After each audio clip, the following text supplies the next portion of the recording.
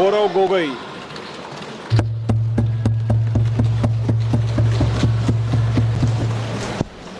धन्यवाद अध्यक्ष महोदय। आज हम इस विशेष चर्चा में भाग लेने के लिए खड़े हुए हैं और ये चर्चा इसलिए हो रही है क्योंकि हाल में ही जो युद्ध हुआ वो एक सूचना का युद्ध था।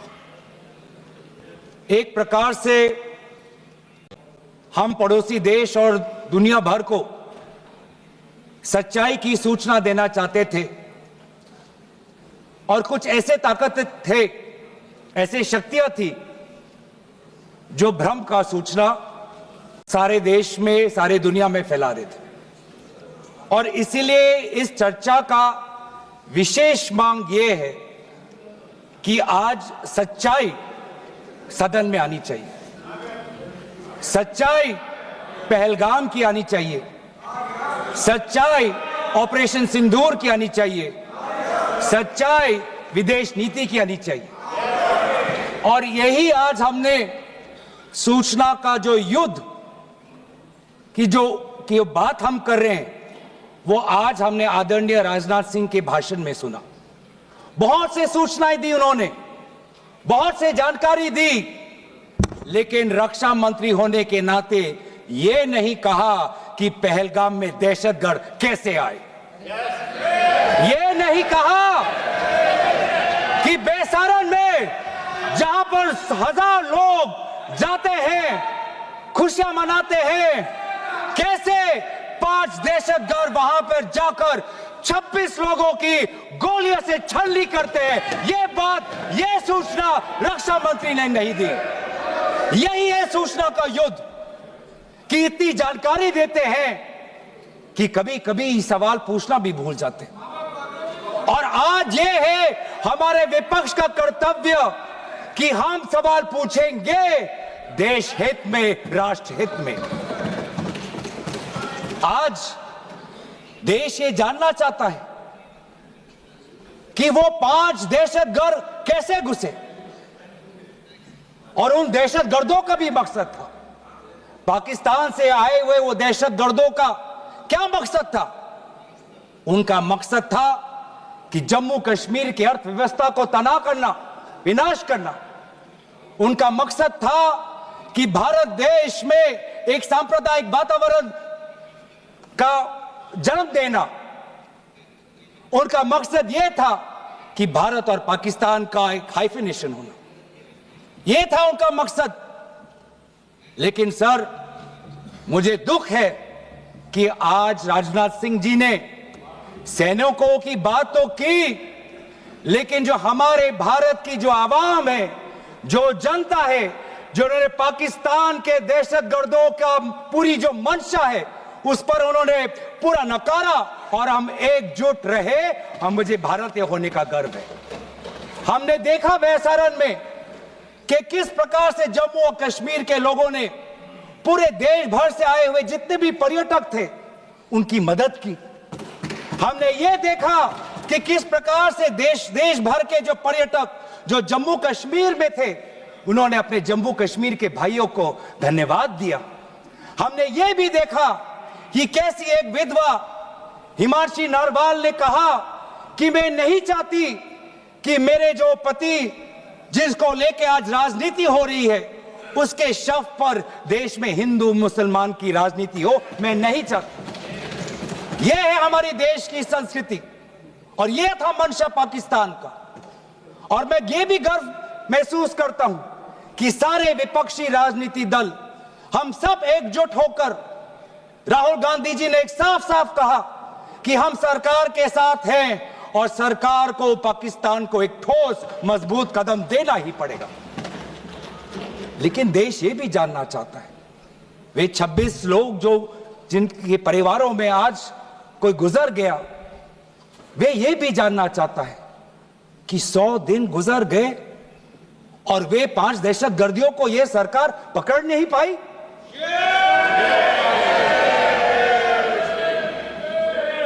देश के वो लोग ये भी जानना चाहते हैं कि ये जो 5 दहशतगर्दे थे, दहशतगर्दी जो आए टेररिस्ट, निश्चय इन्होंने इनको किसी ने पनाह दी, निश्चय इनको किसी ने जानकारी दी, निश्चय ये पूरा जो 1 घंटा का जो उन्होंने गोला बारूदी की, उसके बाद ये फरार हो गए। उनको फरार होने में भी किसी ने उनकी मदद की, और आज भी ये 100 दिन हो गए और सरकार के पास कोई जवाब नहीं। आज आपके पास ड्रोन है, आपके पास पेगासस है, आपके पास सैटेलाइट है, वहां पे सीआरपीएफ है, वहां पे बीएसएफ है, वहां पे सीआईएसएफ है, वहां पे आदरणीय गृह मंत्री कुछ दिन पहले ही गए थे पूरा रिव्यू लेने के लिए, और आप किसी को पकड़ नहीं पाए। ये कैसी है, ये कैसा बंदोबस्त? आपने कहा कि आर्टिकल 370 के चले जाने के बाद जम्मू कश्मीर सेफ है, जम्मू कश्मीर में आइए, लोग आए, लोगों ने अपने आप को सुरक्षित महसूस किया, लेकिन बेसारन में देखा कि कितने वो निहत्थे थे, कितने वो असहाय थे, कि लगभग 1 घंटा लगा एक एम्बुलेंस उनके पास पहुंचने के लिए। पुलिस पर अगर आर्मी भी आई तो चल के आई। और सर, मैं वो नजारा भूल नहीं सकता, एक मां और एक बेटी चल के नीचे आ रही थी, एक भारत के सिपाही को देखा और सिपाही को देखकर वो रो पड़े, खुशी से नहीं, डर से, क्योंकि उनको लगा कि वे दहशतगर्द जिन्होंने सिपाहियों का यूनिफॉर्म पहनकर वहां पर लोगों को मारा, आज वही दहशतगर्द आज पहाड़ के नीचे उनका इंतजार कर। उस भारत के सिपाही को कहना पड़ा कि मैं भारतीय हूं, तुम डरो मत, मैं भारतीय हूं, तुम सेफ हो, सुरक्षित हो। ऐसा दहशत उन्होंने महसूस किया। इस दहशत के ऊपर, इस डर के ऊपर आदरणीय राजनाथ सिंह एक शब्द तो कहते, आप एक शब्द तो कहते, ये आपकी भी जिम्मेवारी है राजनाथ जी, ये आपकी भी जिम्मेवारी है, रक्षा मंत्रालय का भी जिम्मेवारी है।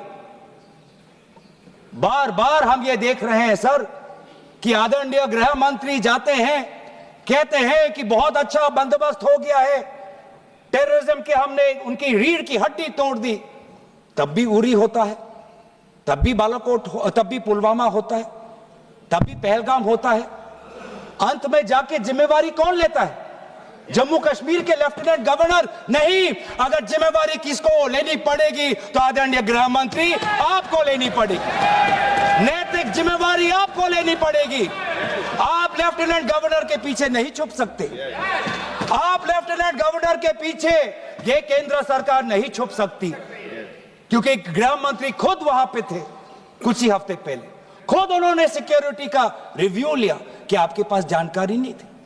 और सर, ये सरकार इतनी कमजोर, ये सरकार इतनी बुज़दिल कि आज उन्होंने इस सर में, क्योंकि उन्होंने अगर इसका किसी का दोष दिया तो टूर ऑपरेटर्स को दोष दिया कि टूर ऑपरेटर्स बिना अनुमति के द्वारा, बिना लाइसेंसेस के द्वारा लोगों को बेसहारा ले जा रहे, हमें तो पता ही नहीं था। ये है इनका कारण, ये बताना चाहते हैं। तो सर, यही तो दुख की बात है कि कहीं ना कहीं एक सरकार में एक अहंकार आ चुका है। इंटेलिजेंस और सिक्योरिटी जो फ्रेमवर्क है, एस्टैब्लिशमेंट है, जो लोग हैं जो निर्णय लेते हैं इंटेलिजेंस और सिक्योरिटी की, आज उनमें एक अहंकार आ गया है कि चाहे जितनी भी बड़ी गलती हो उन पर कोई सवाल नहीं उठा सकता। लेकिन आज हम सवाल उठा रहे हैं, आज हम सवाल उठा रहे हैं, आज हम सवाल उठाएंगे। प्रधानमंत्री मोदी जी, आपको, आप सऊदी अरब में थे, आप जब वापस आते आपका पहला नैतिक कर्तव्य होता कि पहलगाम आप जाते, लेकिन आप पहलगाम नहीं गए, एक सरकारी कार्यवाही के लिए आप बिहार गए और चुनावी भाषण दिया। देश के मुखिया सऊदी अरब में थे, पूरा कार्यक्रम उन्होंने संपूर्ण किया, वापस आए और वो पहलगाम भी नहीं जा पाए और बिहार में जाके चुनावी भाषण दे रहे हैं। अगर पहलगाम में कोई गया तो हमारा नेता राहुल गांधी गया। अगर पहलगाम में जो लोगों की मृत्यु हुई उनके लिए अगर शहादत की मांग कोई कर रहा है तो हमारा दल का नेता राहुल गांधी कर रहा है।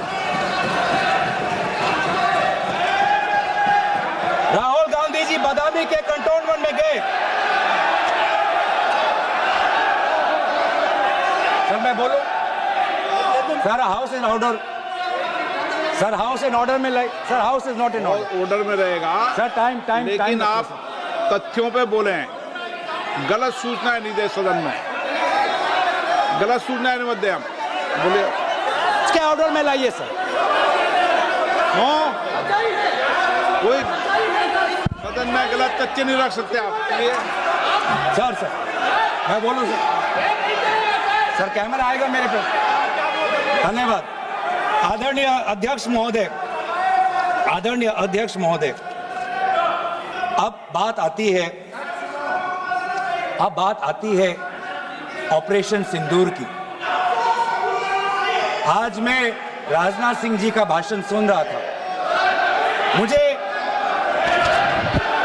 पता नहीं चल रहा था कि राजनाथ सिंह जी जो भाषण दे रहे थे वो किस समय का उजागर कर रहे थे।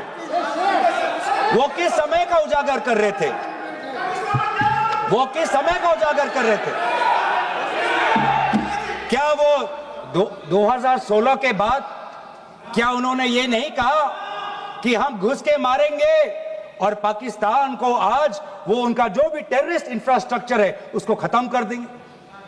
वही बातें तब की, वही बातें पुलवामा की बात की कि पुलवामा के बाद आज हमारे लड़ाकू जहाज अब गए हैं, अब पाकिस्तान अब कभी भी भारत पर उंगली नहीं दिखा सकता।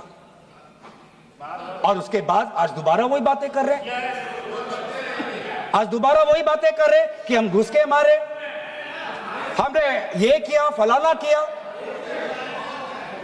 और ये अब भी कह रहे हैं कि ऑपरेशन सिंदूर कंप्लीट नहीं हुआ, अधूरा है, क्योंकि कल को जाके दोबारा पाकिस्तान कर सकता है। ये खुद कह रहे हैं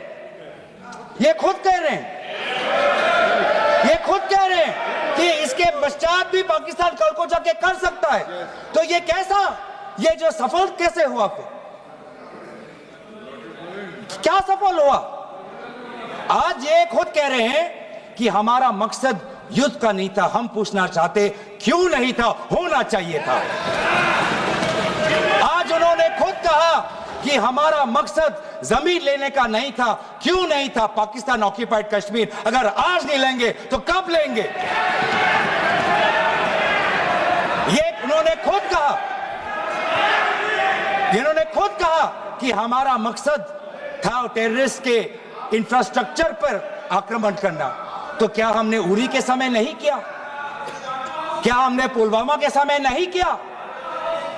लेकिन उसके पश्चात भी पाकिस्तान का इतना साहस कि आज उन्होंने पहलगाम में जो पिछले 20 वर्षों में हमारे भारतीय नागरिकों पर सबसे दर्दनाक अगर हमला हुआ है तो आपके समय पे हुआ है।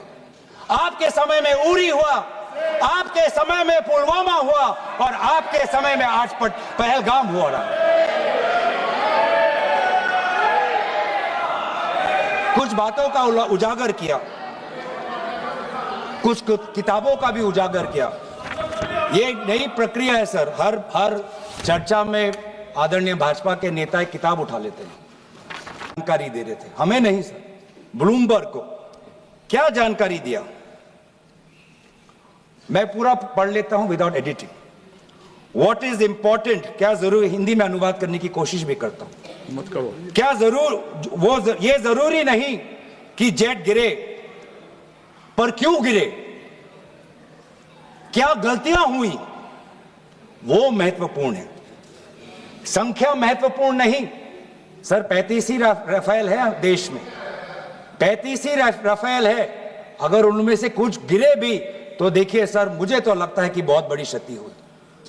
35 राफेल, अगर कुछ उनमें से भी अगर कुछ गिरे तो मुझे लगता है कि जरूरी है, क्योंकि आपको लगता है कि 35 राफेल काफी है, तो अगर कुछ गिरे तो वो भी जरूरी है।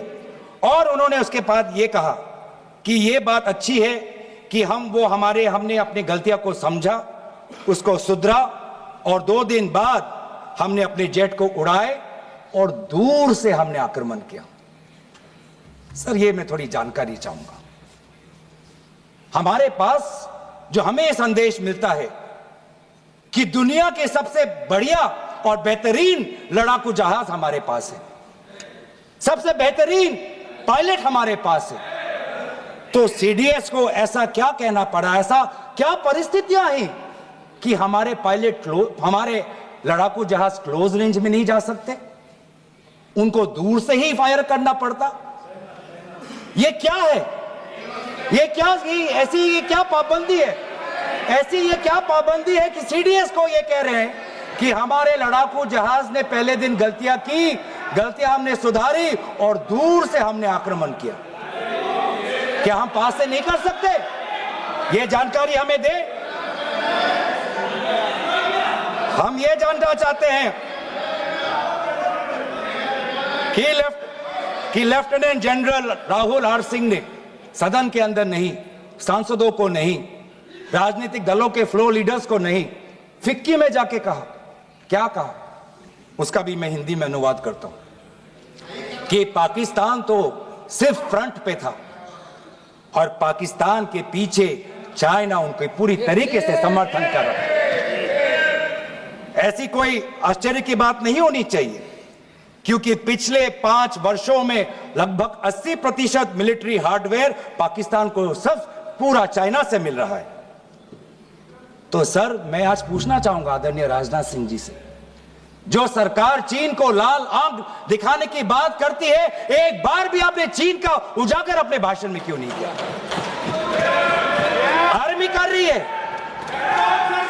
आर्मी के कह रही है, आर्मी कहती है कि आज कि सिर्फ चीन और पाकिस्तान का ये 2 फ्रंट नहीं, अब 3 फ्रंट का भी हो सकता है, कन्वर्जेंस हो सकता है चीन, पाकिस्तान और बांग्लादेश को लेकर।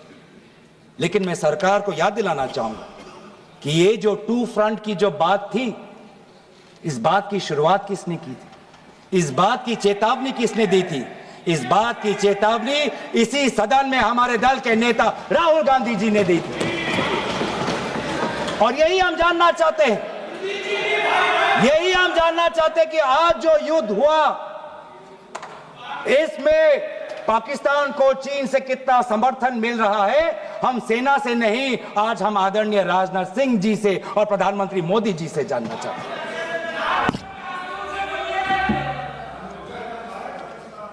और सर, इंडोनेशिया में जो डिफेंस अटैचे है, उसने तो ताज्जुब की बात कह दी। उसने क्या कहा sir? India defence attache group captain Shiv Kumar ने, हिंदी में दोबारा अनुवाद करता हूं, कि भारत ने लड़ाकू जहाज खोए तो खोए इसलिए क्योंकि कुछ मिलिट्री टारगेट्स पर आक्रमण करने पर पाबंदी थी। क्यों? क्या पाबंदी थी? ऐसे क्या ये राजनीतिक कंस्ट्रेंट्स थे? आपने कहा कि 9 टारगेट पे हमने आक्रमण किया, लेकिन हमें यह भी सूत्रों से जानकारी और मीडिया में आया है, और लेफ्टिनेंट जनरल राहुल सिंह ने खुद कहा कि पहले 21 टारगेट्स चुने गए थे और 21 से फिर 9 हुए। क्यों हुए? क्यों हुए? आज मैं ये जानना चाहता हूं कि पिछले 20 वर्ष में सबसे घातक आक्रमण हमारे महिलाओं पर हुआ, हमारे बच्चों पर हुआ, भारत के आत्मा पर हुई। हमने सबने वो दहशत को अनुभव किया, हम सब एकजुट हुए, हमने पूरी तरीके से समर्थन प्रधानमंत्री मोदी जी को दी कि अब जाइए, और ऐसा एक माहौल बन चुका था कि देश किसी भी कीमत चुकाने के लिए तैयार था।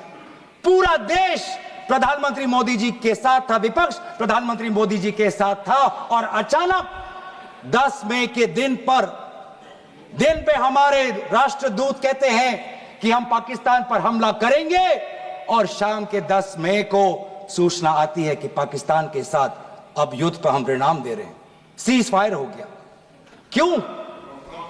क्यों हुआ?